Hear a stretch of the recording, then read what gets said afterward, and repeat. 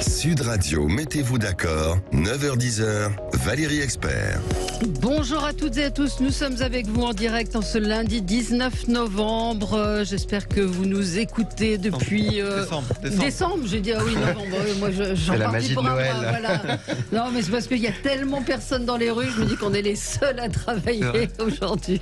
Non, on est là et toute l'antenne de Sud Radio est là. Vous retrouverez Jean-Jacques Bourdin, évidemment, les vraies voix, etc.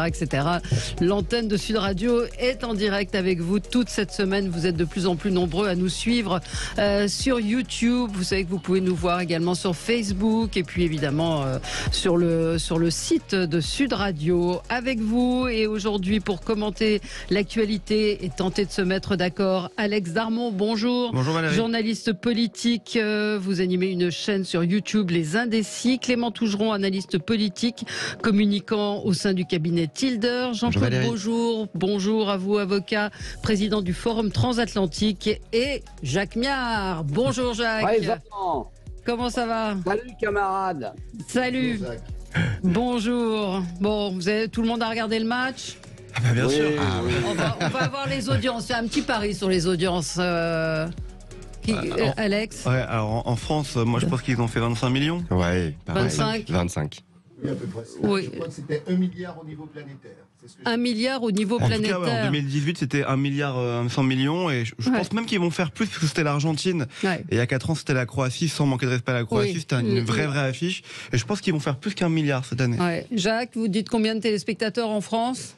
Il y avait moi, c'est déjà pas mal. Bon, oh là, on sent le politique, là, il veut pas se mouiller, Jacques Miard. Bon, on va parler de cette Coupe du Monde, on va parler d'Emmanuel Macron, qui était un peu partout hier sur le terrain, il était sur la pelouse après le match, il était dans le vestiaire, et puis le Qatar, qui, je n'ai pas reçu de valise, mais il faut le dire, a quand même très bien organisé cette Coupe du Monde, il n'y a pas eu d'incident, la billetterie a fonctionné. Elon Musk et Twitter également qui fait beaucoup parler ce matin.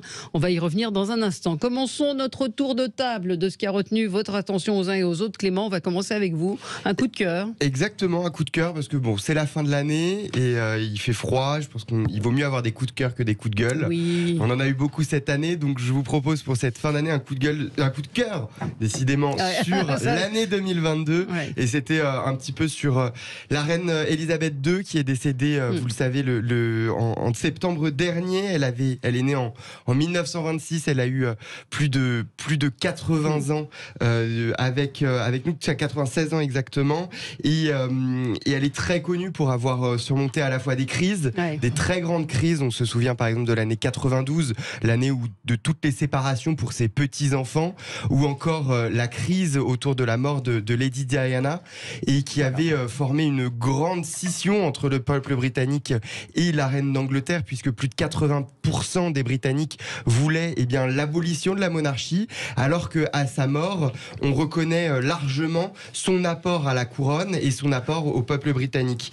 Finalement, elle a duré dans le temps et elle est décédée donc à 99 ans. Non, 96 ans, pardon. Ouais, 96. Ah oui, non, c'est son mari. C'est son mari qui est mort en 2021 à 99 ans. Et donc finalement, c'est une histoire d'amour qui a duré à la fois elle et son mari, et elle et le peuple britannique, qui a été quand même incroyable. Donc c'était un coup de cœur de l'année. Voilà, écoutez, c'est tout au long de cette semaine, effectivement, vous pourrez nous donner également vos coups de cœur et vos coups de gueule pour cette année.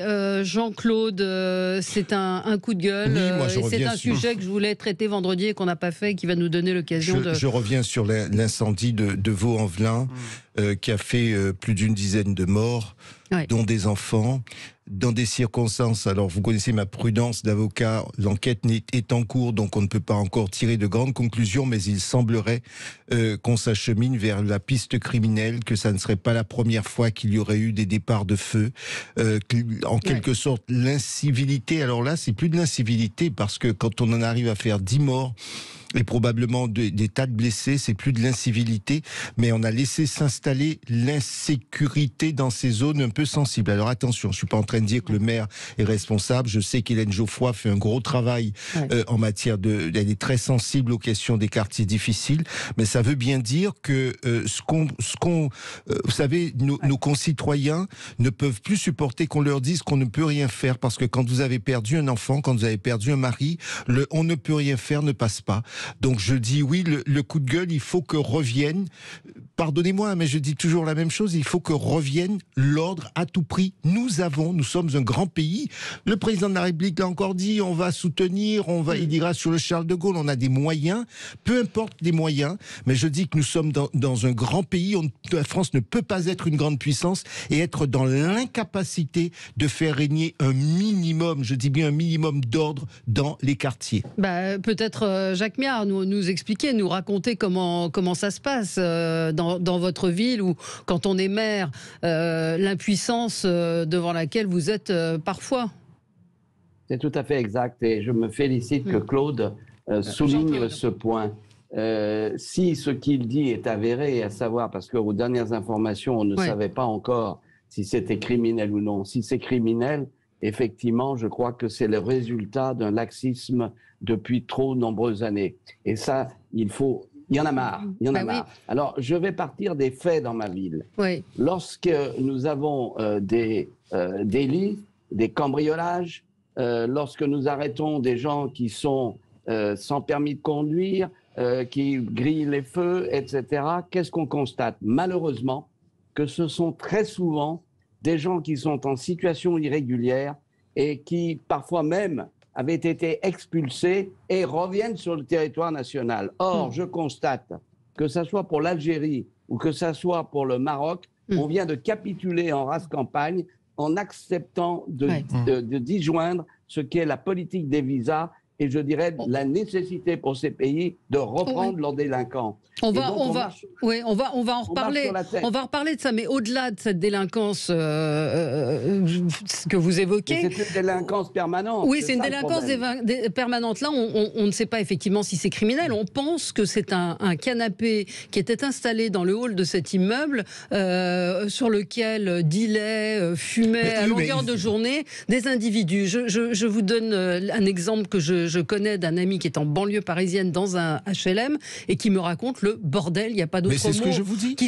Mais là, ce sont des gens qui habitent, qui sont français, qui habitent là, qui ne travaillent pas, qui fument et qui dealent. Tout est lié, Valérie, tout est lié parce qu'on a laissé faire un laxisme permanent. On a laissé faire des dealers au pied des immeubles sans intervenir. Et voilà où on en arrive. Alors, c'est de la folie, effectivement. Est-ce que c'est une cigarette qui a enflammé le divan? Je ne sais pas. L'enquête va le prouver. Mais ce que je constate aujourd'hui, c'est qu'en matière de sécurité, on a laissé faire depuis de nombreuses années et on a un risque majeur. C'est qu'à un moment, nos concitoyens vont dire maintenant ras-le-bol, puisque la justice, la police fait son travail, mais la justice ne suit pas, on va se défendre nous-mêmes. Donc on a un risque majeur d'avoir la mise en place de milices, des gens qui vont se faire justice par eux-mêmes. Clément, toujours. J'entends tout ça, mais j'ai l'impression que de plus en plus on saisit de drogue. Enfin, vous parlez tout à l'heure, tu parlais tout à l'heure, vous parliez Valérie tout à l'heure de la drogue. On saisit de plus en plus de drogue. On est à plus de 75 000 tonnes de cannabis qui sont saisies tous les ans. Ça augmente chaque année, plus entre 10 et 15%. Et en même temps, on a de plus en plus de consommateurs de manière journalière. On a 1 million de Français qui fument du cannabis, on a 600 000 personnes qui prennent de la cocaïne. Donc, il n'y a pas uniquement le sujet de l'immigration, le sujet de la drogue. C'est un sujet j'ai pas dit que c'est du quotidien. C'est un enjeu global, sanitaire, sécuritaire, social. Et donc, moi, c'est juste une question là que je posais. Quelle serait la réponse? Elle peut pas juste être une question, une réponse policière. Quelle serait la réponse? Je pose juste la question. Je dis pas savoir. Clément, Jacques Miard. Tout est en tout et réciproquement.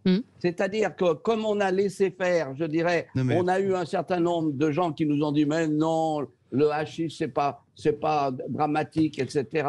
Et on a laissé faire depuis 30-40 ans. Et bien voilà où est le résultat, sans se rendre compte que ça gagne chaque jour. Parce que c'est une question de gros bonnet, c'est vrai, mais c'est aussi une question de consommateur. Et c'est aussi le drame de cette société qui ne croit plus en rien. Alex Zarmon.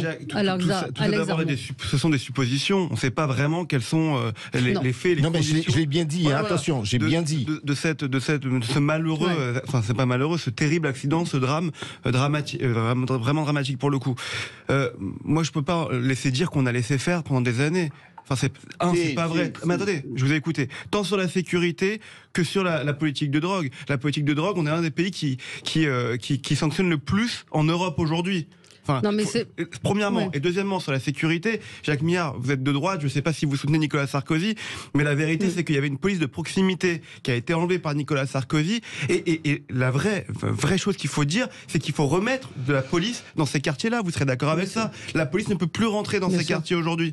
Et en 2003, je crois que c'était en 2003, non, c'était en 2007, pardon, puisque c'est Nicolas Sarkozy qui l'enlève, il retire la police de proximité, et non, il l'enlève en 2003 quand il est ministre de l'Intérieur, c'est ça. Il l'enlève en 2003 quand il est ministre de l'Intérieur, en nous disant que cette police de proximité ne sert à rien. Et pendant 5 ans après derrière, vous n'avez aucun policier qui accepte d'entrer dans ces zones-là. Il faut dire les choses. Il y a un moment donné, si vous voulez de la sécurité, et vous le savez en tant qu'élu local, et vous êtes maire, vous le savez très bien, si vous voulez de la sécurité dans ces zones-là, il faut permettre à la police de faire son travail. C'est ce qu'il manque aujourd'hui. Parce que ces quartiers, et c'est pas honteux de le dire, sont gangrénés par des associations qui n'ont rien à faire dans ces quartiers-là, qui n'ont rien à faire à diriger ces quartiers-là. Et aujourd'hui, la police est absente majoritairement. Il y a une volonté politique qui manque aussi. Alex, je ne vais quand même pas défendre Nicolas Sarkozy, avec laquelle je me suis opposé, et nous lui avons dit ô combien, on était même dans son bureau avec un certain nombre de députés pour lui dire qu'il était nécessaire de mieux réorganiser la police nationale. Sur la police de proximité, vous avez quand même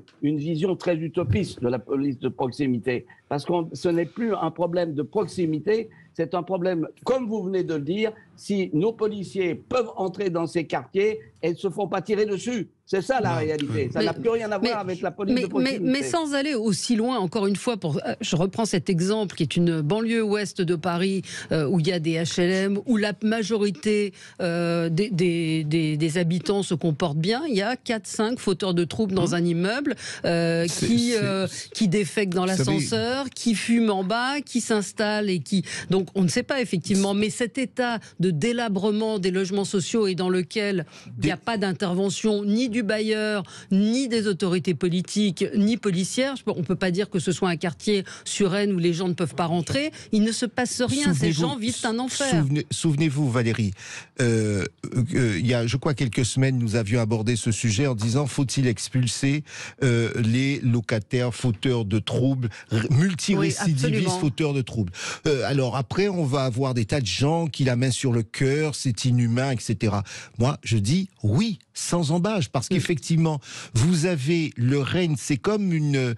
Pardonnez-moi de prendre cet exemple. C'est comme une mauvaise cellule qui va gangréner un corps. Une seule petite cellule peut vous gangréner un corps. Et qu'est-ce qu'on fait lorsqu'il y a une cellule maligne? Il faut la retirer. Qu'est-ce que vous voulez que je vous dise? Moi, je suis pour des sanctions massives. Et je pose simplement une réflexion. Attendez, alors attendez. Ça c'est, pardonnez-moi, ça c'est la deuxième étape. Première réflexion, il faut sanctionner. Deuxième réflexion, on va réfléchir à ce qu'on en fait. Je suis désolé, on peut pas simplement dire on ne fait rien parce qu'on ne fait quoi de ces gens.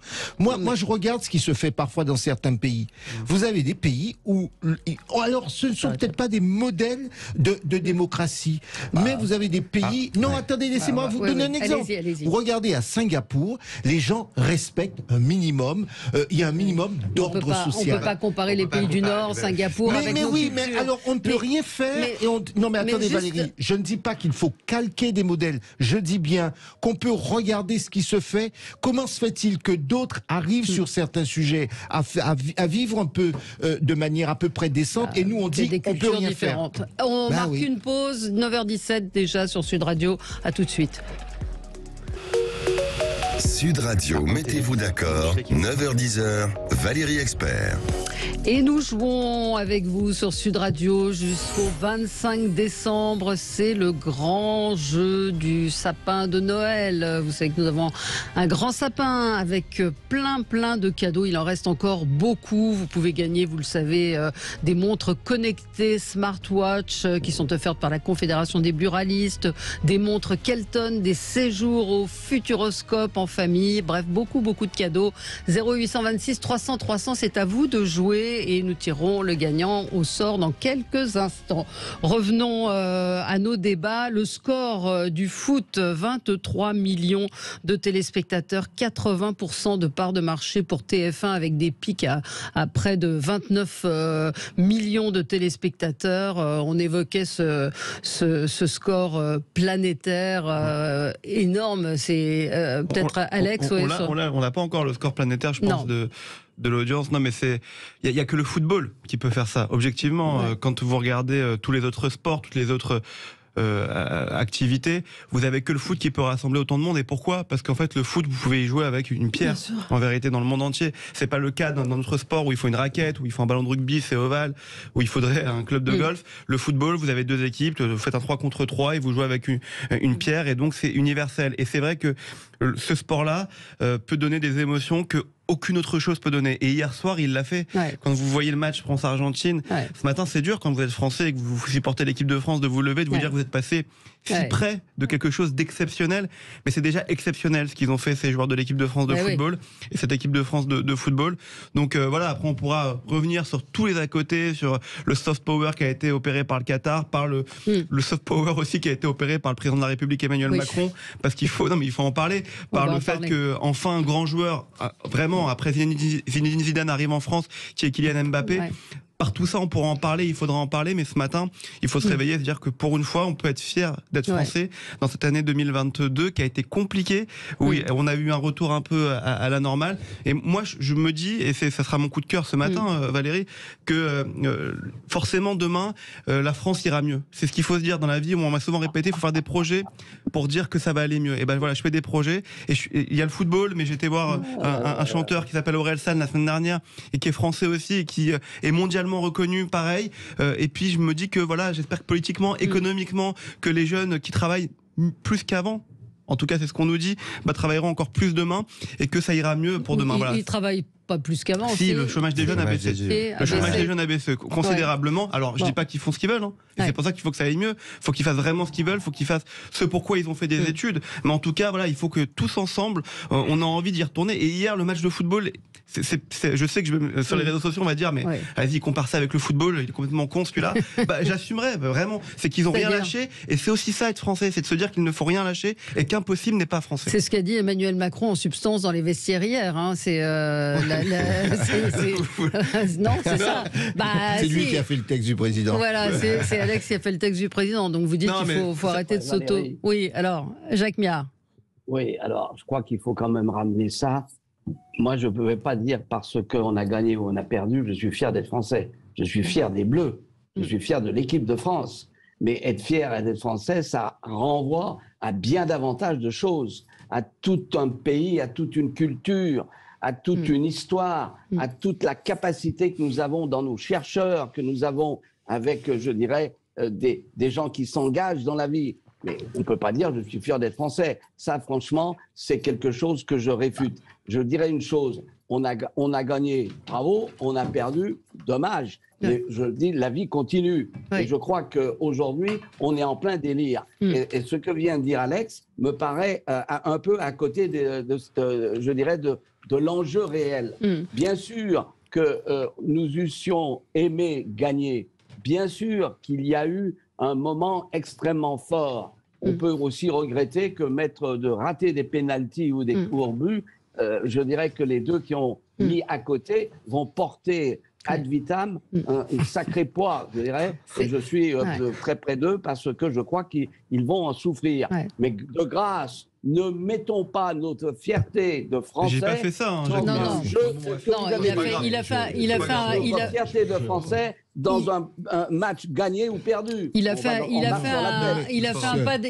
pas de côté. J'ai entendu le propos d'Alex comme étant en quelque sorte ce match était l'occasion d'incarner quelque chose, ça symbolisait quelque chose de la même façon que lorsque nous avons un prix Nobel. Et là où je rejoins aussi Jacques, c'est que au fond pour moi ce match nous montre bien que quand nous nous concentrons sur nos objectifs, quand nous nous donnons des moyens, quand nous surpassons un certain nombre de différences et que nous mettons plutôt nos ressemblances, eh bien, on peut faire quelque chose et on peut faire quelque chose de notre pays. Et c'est en ce sens qu'il faut se dire que le match symbolise, traduit une démarche que nous devrions reprendre dans tous les domaines. Vous voyez, dans le domaine de l'éducation, dans le domaine de la santé, dans le domaine de la recherche. On parle de la réindustrialisation, mais il n'y aura pas de réindustrialisation si nous n'accompagnons pas nos chercheurs et si nous ne faisons pas groupe ensemble. C'est ça la réalité. Alors, revenons au foot. Là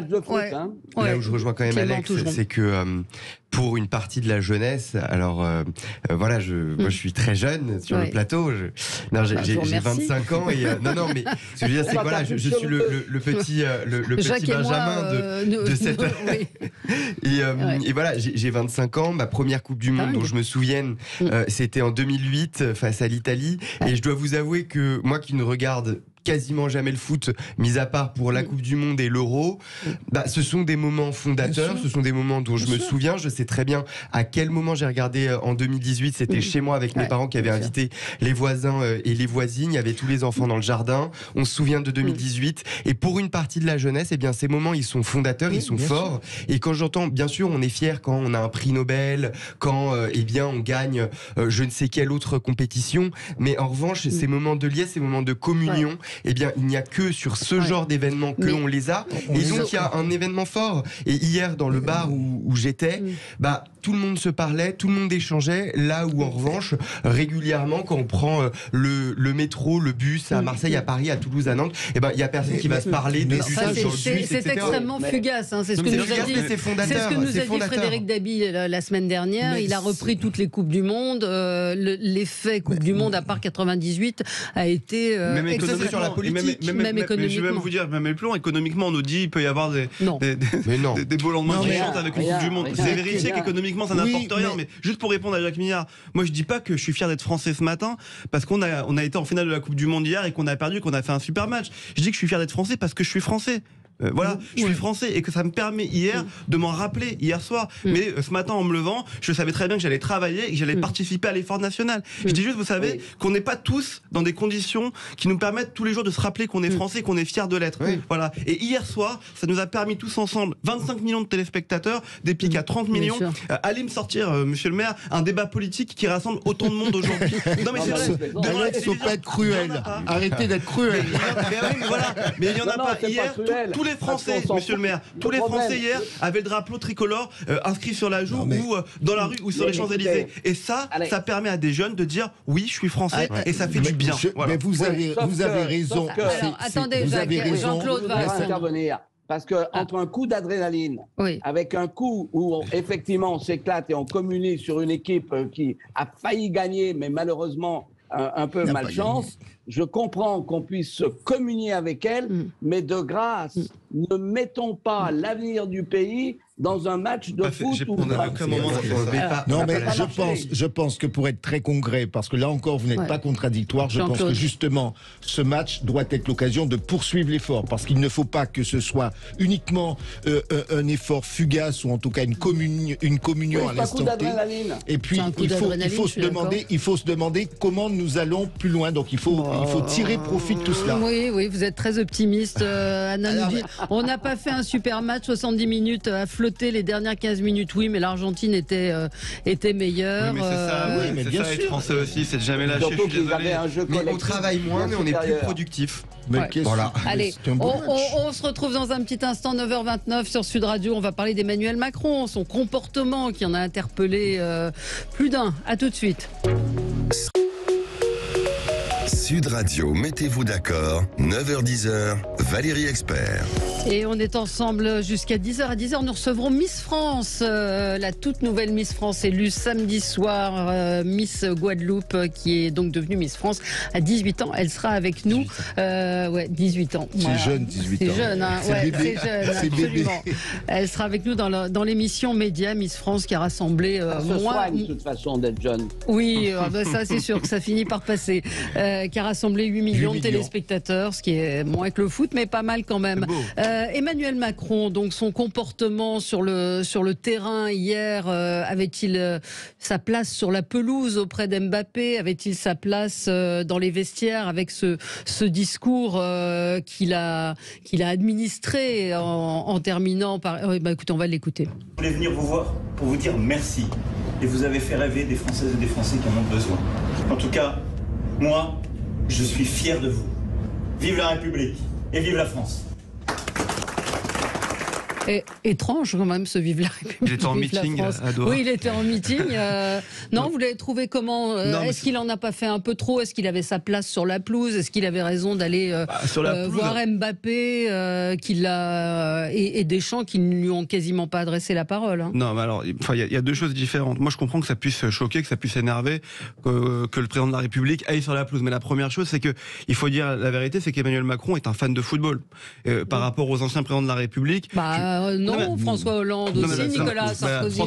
Nicolas Sarkozy, il n'a pas eu l'occasion d'aller sur une pelouse vu qu'il était président en 2010 et qu'on se rappelle ce que ça avait donné. François Hollande, si vous croyez que pendant l'Euro 2016, il n'a pas été rencontrer les joueurs à Clairefontaine et qu'il n'en a pas profité pour aller sur les terrains et dans les vestiaires, il l'a fait, sauf qu'il ne l'a pas montré. C'est là la grande différence. Et vous avez raison avec Emmanuel Macron qui, hier, c'est vrai que le discours dans les vestiaires ne sert strictement à rien.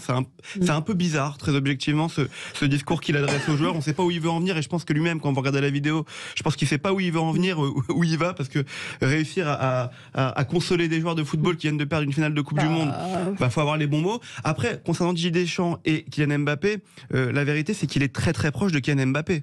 Donc on ne sait pas comment ça s'est passé, on sait pas. Tout le monde dit que Kylian Mbappé voulait pas lui parler, mais on n'en sait rien. Et je peux vous le dire vraiment pour le savoir, ils sont très très proches. Et pareil avec Didier Deschamps. Voilà. Mais c'est peut-être un manque de psychologie de se dire que les joueurs. Et sur la pelouse, il est invité par la FIFA, par la FIFA, par le Qatar pour remettre les trophées. C'est prévu de longue date. Enfin, depuis que la France est en finale, on sait que Emmanuel Macron devrait aller sur la pelouse. Donc après, est-ce que le pouvoir politique a à être sur le terrain à ce moment-là? Ça, j'ai envie de vous dire, c'est à la FIFA de trancher aussi. Hein. En effet, en 2018, c'est le président Emmanuel Macron et Vladimir Poutine qui remettent les médailles aux Français gagnants. Le président de la République, là, assume pleinement de faire de la récupération politique sur cet événement. Il l'assume, il fait des tweets, il en fait beaucoup, il en fait un marqueur de communication politique. Après, je comprends que ça puisse étonner et dans des séquences où justement on perd, on n'a pas forcément envie de parler, mais pas juste parce que c'est Emmanuel Macron. Je pense qu'on n'a pas envie de parler à quiconque et on a envie d'être un peu dans sa bulle. On voit la photo de Kylian Mbappé sur le banc où il est seul, il a la tête recroquevillée, et on n'a pas envie de parler à ce moment-là. Après, en effet, le discours dans les vestiaires peut étonner. Il est président de la République, il échange, il dit quelques mots. Écoutez, le président assume. Le président assume de faire de la récupération et voilà, il en fait clairement un marqueur politique, comme quand il va recevoir les joueurs dans quelques semaines ou quelques mois, à l'Élysée, il va assumer encore une fois de le faire. Ça c'est un petit peu différent. Jean-Claude. Oui, moi je trouve, c'est vrai que l'intervention dans les vestiaires ça aurait pu être mieux travaillé par ses collaborateurs. Voilà, je pense que vous savez, non, mais on est à ce niveau-là, c'est pas le personnel qui manque et on sait, soit on gagne, soit on perd. Vous savez, dans ce type de choses, on a un discours qui vous est préparé en cas de victoire, un discours en cas de défaite. Alors, est-ce que ça lui a pas été où on n'imaginait pas que, j'en sais rien. Parce qu'il a improvisé, non ? Oui, mais justement, vous savez, c'est intéressant parce que vous parliez de communication et là, au-delà du cas Macron, je pense que parfois il faut, enfin moi, mon sentiment, c'est parfois il faut éviter d'improviser justement parce que c'est compliqué d'improviser et de trouver les bons mots dans une situation pareille. Jacques Miard, vous l'avez trouvé comment ? Bon, écoutez, moi je suis un opposant déterminé à Emmanuel Macron pour un tas de raisons. Mais en l'occurrence, je vous rappelle que tous les présidents de la République assistent à la finale de la Coupe de France, sans exception. S'ils ne le faisaient pas, ce serait du mépris à l'égard de toutes les gens qui jouent au foot et d'une manière générale, le président de la République est là. Que le président de la République aille au Qatar et soit présent, bien sûr, peut-être qu'il s'est laissé emporter par ce discours dans les vestiaires, mais franchement, il n'y a pas de quoi en faire, je dirais, une crise politique. Alors, donc, moi, je passe. Vous passez ça. Alors, il y a le point qui a calculé le coût du déplacement, 501 000 € aux contribuables. Alors, est-ce que c'est minable de faire ça ou pas ? Néanmoins, quand on va à la COP... S'il n'était pas allé, 15, on le lui aurait reproché. Certainement, mais c'est vrai qu'il a fait 2 allers-retours. Il aurait pu rester sur place. 480 tonnes d'équivalent de CO2, soit 53 ans de l'empreinte carbone moyenne d'un Français. Voilà, il aurait peut-être dû rester sur place. Mais c'est vrai que s'il était resté sur place, on lui aurait dit vous n'avez rien d'autre à faire que de rester au Qatar. Vous voyez, en chaque temps, l'histoire est différente. Souvenez-vous que le général de Gaulle était parti en Amérique latine et avait fait un voyage, je crois, qui avait duré 20 jours de mémoire. Il était resté. Alors, c'est vrai qu'aujourd'hui... Sur un navire. Comment ? Sur un navire. Oui, il n'allait pas faire l'aller-retour, évidemment. Mais 500 000 € pour aller voir un match de foot, c'est pour ça que l'idée, est-ce que il aurait pu éventuellement, on aurait pu considérer qu'il pu rester entre les deux. Et puis excusez-moi Valérie, mais au risque d'énerver encore Jacques Miard, c'est pas un match de foot, hein. C'est une demi-finale de Coupe du Monde de football et une finale de Coupe du Monde de football. Hier, on l'a dit, on le répète, c'est 25 millions de Français devant leur téléviseur, c'est plus d'1 milliard de personnes dans le monde, c'est la France. Alex, je ne dis pas le contraire, et je ne reproche pas au président de la République d'y être allé. C'était par rapport à tout à l'heure, monsieur le maire. Non mais vraiment, c'est 1 milliard, c'est l'image de la France dans le monde. Par contre, moi je suis d'accord que on nous répète depuis des années qu'il faut faire preuve de sobriété, enfin des mois de sobriété écologique et énergétique, qu'on nous parle de télétravail, que c'est rentré dans l'air du temps. Il aurait très bien pu rester à Doha pendant 4-5 jours. C'est pour ça que j'ai dit pas l'aller-retour. Et faire du télétravail. 500 000 € parce qu'il y a un Falcon qui suit. Si on suit votre logique, il lui fallu qu'il aille à la finale, mais peut-être pas à la demi-finale. Par exemple. C'est beaucoup plus cohérent. Oui, peut-être. Mais après, France-Maroc, quand vous êtes président de la République française, ne pas y aller, ça aurait été aussi, à mon avis, vous l'avez dit, mal vu. Là, ça a une autre signification. Bien sûr. Parce que comme nos relations avec le Maroc sont difficiles, le fait que le président de la République soit là pour fêter et célébrer la victoire, ça peut être aussi très mal ressenti. Oui, le roi du Maroc n'y est pas allé, le président argentin non plus. Le roi du Maroc n'y a pas été, je ne sais pas s'il n'y a pas été, en tout cas je sais qu'il y a eu des rencontres entre la délégation marocaine, des rencontres privées, on ne sait même pas si le roi du Maroc n'y était pas, il n'était pas présent, et on ne l'a pas vu physiquement dans le stade parce qu'il ne veut pas se montrer, mais on ne sait pas s'il n'était pas présent, et on sait qu'il y a eu des rencontres en vue de la préparation de la visite d'État que fera Emmanuel Macron en janvier prochain au Maroc. En tout cas, le président argentin n'y était pas. Oui, et pourquoi le président argentin par superstition. Pas superstition. Mais je peux vous dire que quand vous voyez les images en Argentine du président argentin, c'est pas de la récupération qu'il a faite, c'est carrément lui pour le coup, il a pris tout le monde, il a récupéré tout le monde en même temps. Et c'est normal, c'est un événement politique. Voilà. Après, Valérie, ce que vous soulevez, c'est un chef de l'État, un président de la République, ça occasionne des coups et en même temps, comme Emmanuel Macron fait de la politique internationale la colonne vertébrale, je dirais, de son action politique. Alors ça, c'est une faute. Ça peut. Voilà. Moi, je sais pas si c'est une faute ou c'est positif ou négatif. En tout cas, moi, je pose juste l'analyse que c'est sa colonne vertébrale et donc du coup, ça occasionne beaucoup de déplacements. Il était le samedi, au Moyen-Orient pour parler avec les dirigeants africains. Hier, il était donc au Qatar. Aujourd'hui, il est sur le Charles de Gaulle pour le Noël des soldats. Et puis après-demain, il est, je crois, en Jordanie, quelque chose comme ça.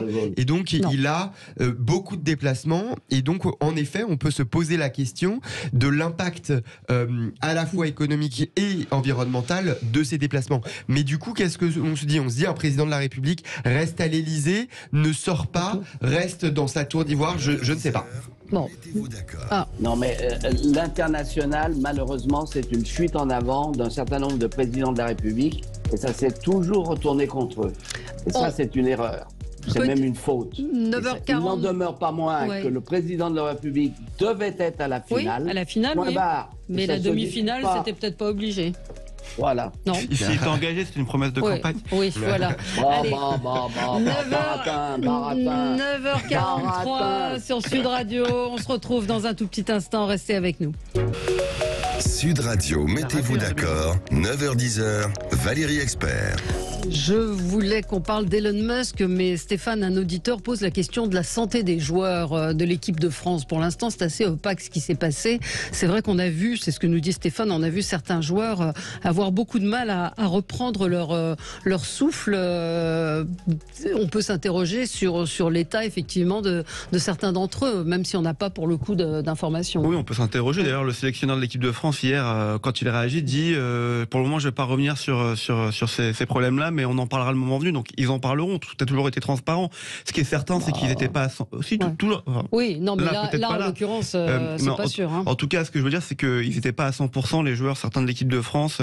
On voit qu'Adrien Rabiot, qui ne jouait pas mercredi soir, et qui est quand même le fer de lance de cette équipe au milieu de terrain, était fatigué à la fin du match.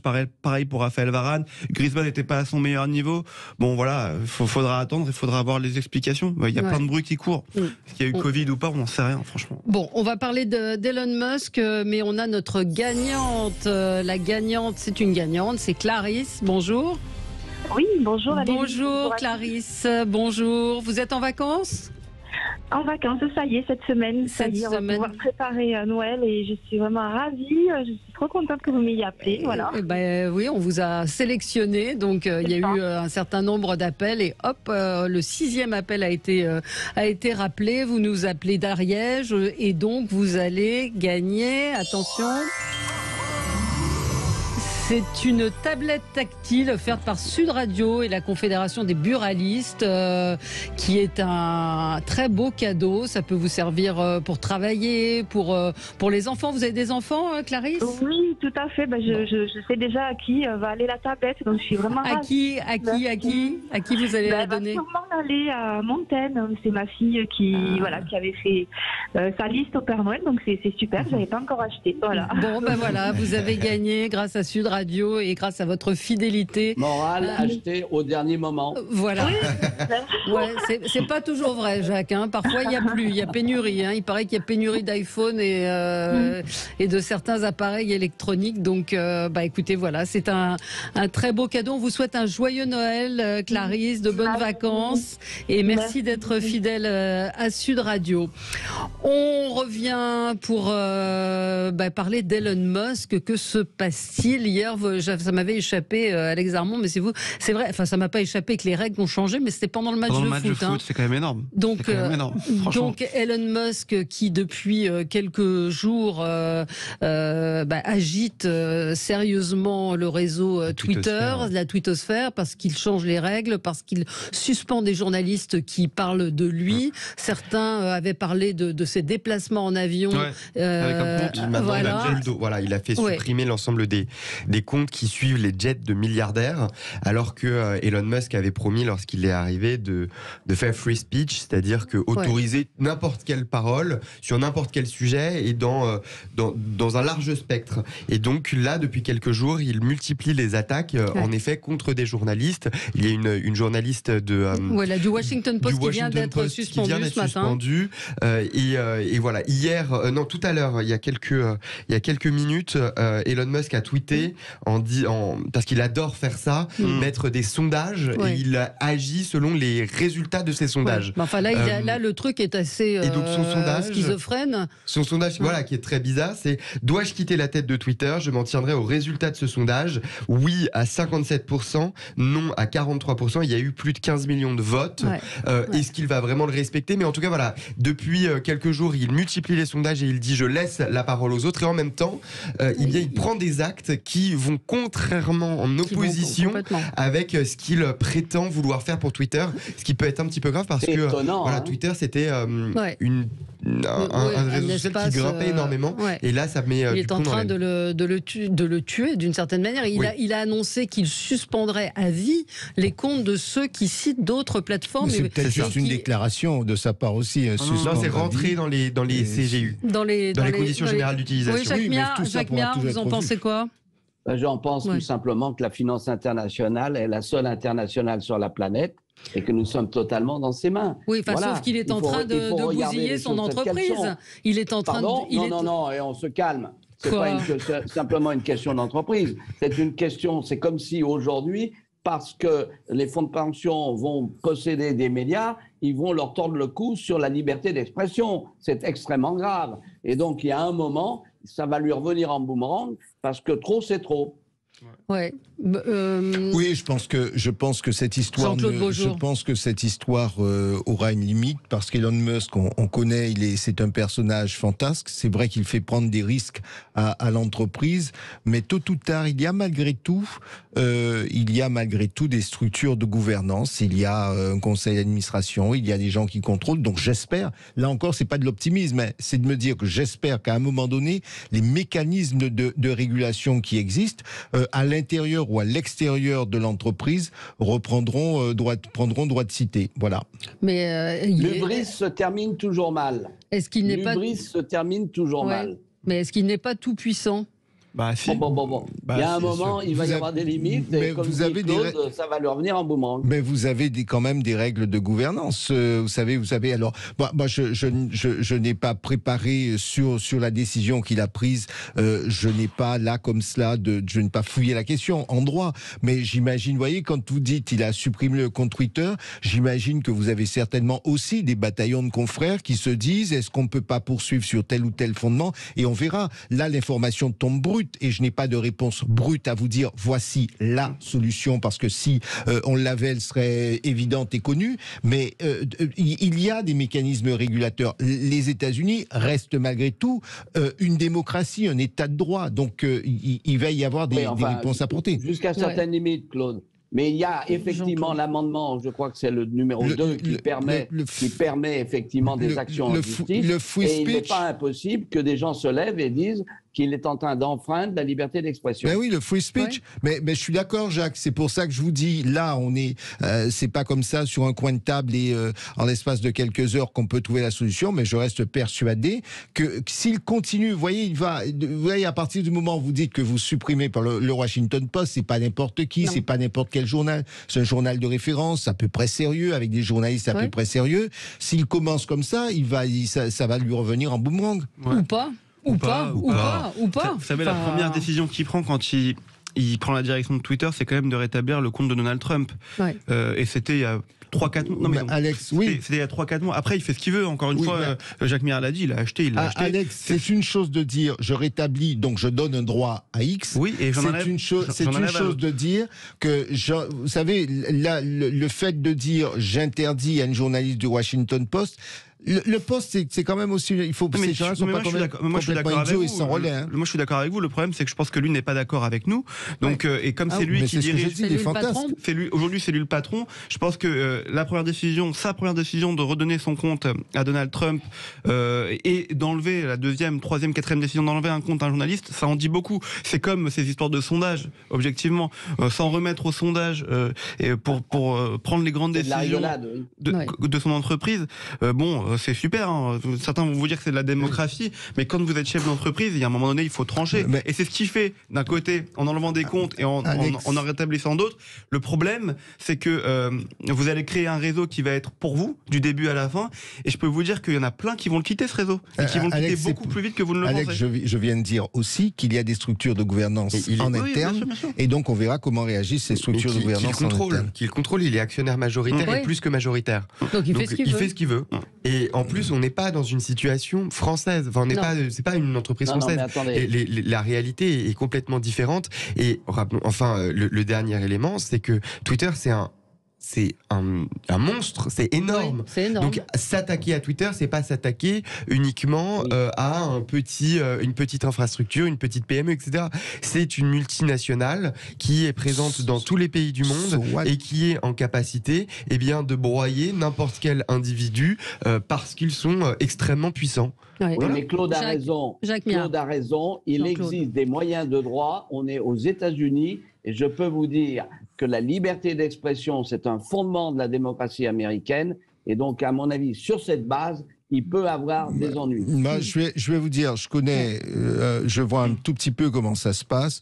Que vous soyez le plus gros mastodonte, vous trouverez toujours un bataillon d'activistes qui va effectivement venir vous quereller sur le plan juridique, voire de l'opinion publique, parce que vous avez dit c'est un média énorme, mais c'est un média qui doit aussi tenir compte de son opinion publique. Et l'opinion publique, elle sait dire parfois, attention, on n'accepte pas tel ou tel comportement. Donc là encore, je dis bien, on ne trouvera pas la solution sur un bout de table, mais je suis persuadé que quand on prend le temps... Est-ce que c'est inquiétant? Est-ce que vous êtes inquiet par ce qu'est en train de faire Elon Musk? Bien sûr, il a rétabli des comptes de complotistes. C'est un personnage, moi je l'appelle fantasque. Fantasque et dangereux. L'autre, fais attention, ils vont te supprimer ton tweet. Ah ouais. Alors il y a une auditrice qui me dit qu'il était au match avec les Qataris et avec le gendre de Trump. Je ne sais pas si c'est une information. Oui, c'est ça. En bonne compagnie. Voilà. Bon, merci à tous les quatre. Merci à vous. Joyeux Noël. Et joyeux Noël. Passez de fin d'année. Oui, joyeux Noël. On peut dire joyeux Noël. Ne tombez pas dans le wokisme. Non, Valérie, de ma part, c'est pas du tout cela. Joyeux Noël pour moi qui vais fêter Noël, et à tous les autres, bonne fête de fin d'année. Voilà. Absolument. Et Noël, c'est la nouvelle lumière. Ne va jamais l'oublier. Ça vient du grec. Espérons que nous aurons la lumière. En tout cas, vous l'avez. Je complétais ce que vous disiez. C'était pas une alternative, je complétais. Voilà. Et on le sait, Claude. Miss France sera avec nous dans un instant. Vous ne la verrez pas, Jacques Miard, mais je crois que ceux qui sont là ont très envie de la croiser. Elle est très belle. On lui fera passer le message. Miss France sera avec nous dans un instant. Et intelligente, ça manque pas. Sud Radio.